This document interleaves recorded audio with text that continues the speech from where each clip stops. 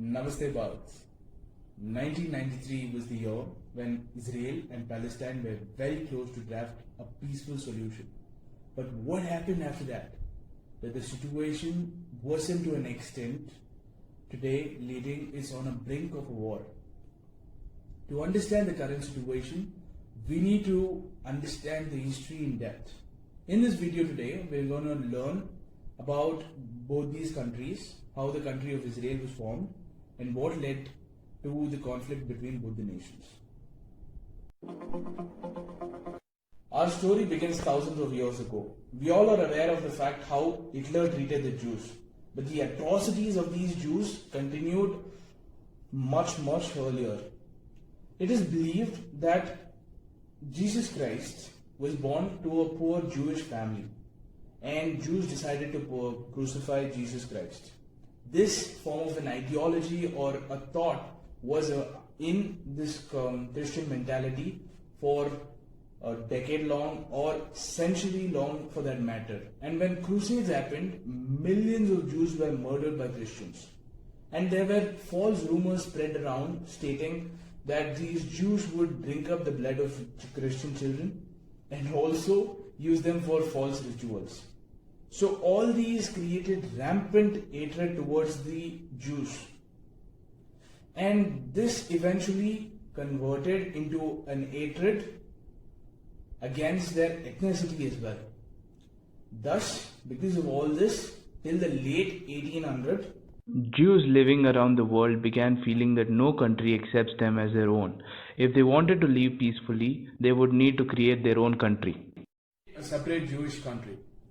There was an Austro-Hungarian journalist named Theodor Herzl who, in his 1896 pamphlet, started a new political movement named Zionism, in which he propagated the fact that Jews should get a new country altogether. And this was backed by the 1870 political organization who called themselves Lovers of Zion, and the year 1881 saw first-scale large migration Of Jews in Palestine area. The Jews built many permanent settlements and started living there. Why did they choose Palestine? It is a very holy place for Jews, and Jerusalem is the holiest place for Jews. Do remember the fact that there was no Israel, there was no Gaza, there was no West Bank. Everything was under Ottoman Empire, and under Ottoman Empire, Jews, Muslims and Christians lived peacefully. More or less because there was huge piece of land that was unused. There were very few settlements on the land, and probably the population is also very less. And now let's fast forward to 1915, the year 1915, where World War I is taking place. And British, French and Arabs are fighting against the Ottoman Empire. Here, British plays a smart card. If they would help them defeating the Ottoman Empire, Arabs would get Palestine, and Arabs are fighting to create a unified Arab country. The Arab revolutionaries wanted one unified Arab country from Syria to Yemen. The British promised same thing to the Jews, that if they help them defeat Arabs, they would get a separate Jewish state. British had a secret deal with France that after the Ottoman Empire fell post World War I, they divided Middle East. The entire Palestine is under British control from the year 1918 to 1948. This time, in Germany, Hitler gets political power. How and why does he get political power? That is another day of discussion. So, millions of Jews are massacred and killed in a genocide. So, to escape this, they flee from Germany. Some get refuge in America, while most of them travel to Palestine. At first, British allows them to come into Palestine, but later stops them. This, the Israeli nationalist uprising begins. At the same time, around 1940, even the Palestinian nationalist movement had also began. They also started demanding a separate country for the Palestinians. In 1948, the British government realizes that enough is enough and they cannot remain there any longer. They stated that they cannot rule any longer and asked the Jewish to form a country, a separate Jewish country and a separate country for the Palestinians as well. They accepted that they could not do that and then ceded the responsibility to the United Nations, and finally British leaves. The nation comes up with a partition plan about the area to be allotted to the Jews in Palestine and for a separate country for Palestinians in Palestine. In the plan, the United Nations allot 55% of land to the Jewish state, 45% to the Arab state, and Jerusalem, being a holy land for all the three religions, is under international control to not allow any sort of conflicts or uprisings. Happily accept this plan and name their new country Israel. And thus, here, a new country, Israel, was formed in the year 1948. But unfortunately, the other Arab countries weren't happy with this plan at all. They believed that it was the Britishers' way to continue their colonialism policy, and they start a war against Israel. It is 5 countries versus one tiny Israel.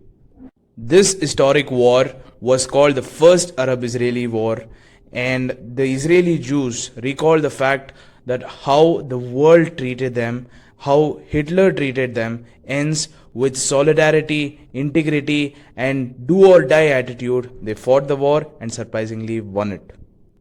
After the war ended in the year 1949, according to the UN partition plan, the places that were allotted to Palestine, Israel occupied several of these areas. The Gaza Strip is occupied by Egypt, and the West Bank is occupied by Jordan. This means that the Palestinians have no home to live in, and nearly 7 lakh Palestinians fled to Arab countries to become refugees. This is known as the Exodus of Palestine of the year 1948. Post this, in the year 1967, again an Arab-Israeli war takes place, which is popularly known as the Six-Day War. Again, Israeli wins this war as well. This time, Israel captures Gaza, West Bank, and also the entire peninsula region of Egypt. It condemns the action of Israel's policy of colonization of Palestinian region. In the year 1992, Israel gets a very powerful and an amazing prime minister. His name is Yitzhak Rabin. He declares PLO as a non-terrorist organization and says they just won their country and Israelis should let them have it. And thus, PLO was recognized by Israel, and even PLO recognizes Israel as a country. And here, the 1993 Oslo Accords takes place. And for the first time, both the leaders come together to have peace talk and how to divide the land. The result of which, in the year 1994, Palestinians get their first government, that is the Palestinians National Authority. But a crisis arises here is the fact that Israelis had already put up permanent settlements with roads, houses and hospitals, a complete society in the West Bank region. They come up with a solution and divide the area of administration into Area A, B and C.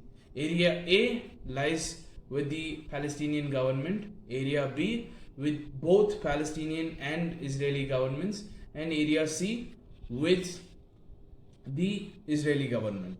In reality, in 1994, Palestinians get only a very little piece of land to administer. But the good news was they were very close to have a handshake or a peaceful solution. And thus, in the year 1994, both the Prime Ministers of Israel and Palestine received Nobel Peace Prize award.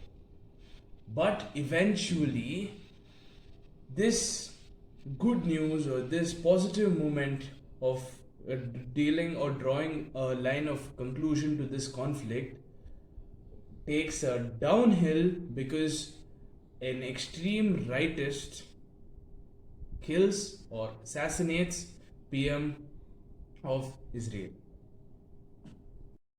The scene of which Prime Minister of Egypt Anwar Sadat was assassinated, the same situation again arose, and these extremists of Israel stated that the peace talks was unacceptable by them and the entire Palestine belonged to the Israeli Jews. Thus, these extremists or fanatics started spreading hate in the country, and situation kept worsening. But here, around 5-6 years back in year 1987, a group called Hamas was formed. They were the kind of people who were unhappy with the PLO, that is the Palestine Liberation Organization, because they were being too secular and they joined hands with Israelis and they just got what piece of land the Israelis gave them. Thus, this Hamas group primal agenda was to be increase the terrorism and through violence wipe out Israel from the country. On one side, Israelis extremists were creating hate against the Palestinians, and on the other side, Hamas was having mass destructions, and they were also the extremists of Palestine, and they boycotted the 1988 Palestinian election, and also sent suicide bombers to Israel, killing 22 members of Israel.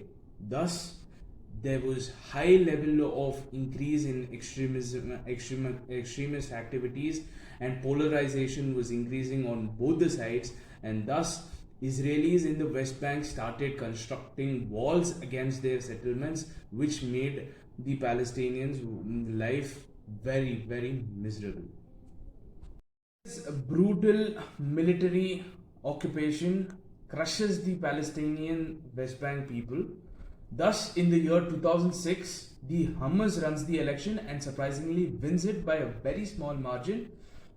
The aftermath of this election leading to a huge civil war between the Palestinian Liberation Organization PLO and Hamas. So the world leaders intervene between them, and the Gaza Strip is administered by the Hamas, and the West Bank region is administered by the Fatah or the Palestinian Liberation Organization. The current situation, friends, where the fights is happening, in which I would be talking in depth about the current situation of this conflict in the next video, which is releasing on Sunday. I would talk about it, is being attacked more by the Gaza Strip and the Hamas controlled regions. All these rocket firings are happening from this side, while the West Bank region is administered by Fatah or the PLO, is functioning non-violently. There is no conflicts. There is a kind of harmony in that region. Thus, this is the clear picture of the 1,000-year history of Israel and Palestinian conflict.